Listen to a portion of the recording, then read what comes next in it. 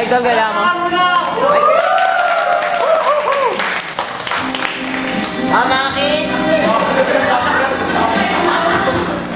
Kasi ganito, di ba nakita, halos lahat ng mga nakita na dati yung so, gagawin ko ngayon. Yung iba, nagawa ko na dati, pero yung karamihan, medyo hindi pa. Tapos hindi pa lang nakita. So ganito, kailangan ko na, is na volunteer na. John Ray, pagkakataon na. Kagatin mo yung tonsil.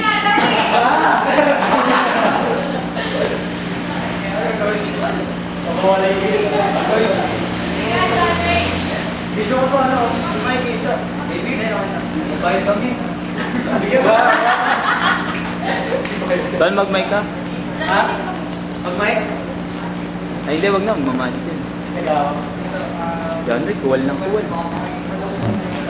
Ayan po, pinatatakas ako. Parang bingo ah. Ito talaga, dad. Oh. Di ba siya yung nakuha ko ano? Kailangan ko, papamilin ko siya ng card, tapos papalitan niya sa inyo sa kung ano yung card na gagawin. Okay, sabi ko sa stop. Sure ka na? Sa kunin yung card.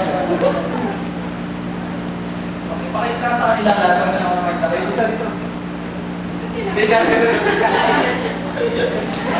So, pakilagay yung card dito. Last loop, dito yung card niya. Tapos yung card niya lalagay mo dito sa may gitna. So, pakilan yung card dito sa gula niya. Nasa... Ilang babaraha? Sa ibabaw. So, ito. Ikaw at wala ka sa ibabaw. Sino ba ibang may hula? 15. Ha? 15. Pang 15. So, check natin yung card sa taas. Ito ba yung card mo? Dito yung card. So, ganito. So, ganito na lang. Try ko na lang na hanapin yung card mo sa pinakamabilis na parang na kayo. Mag-snap kasi ako. May isang card na pupunta sa taas. Ito yung card mo, di ba? Ay! So, ganito. So, okay. Tapos,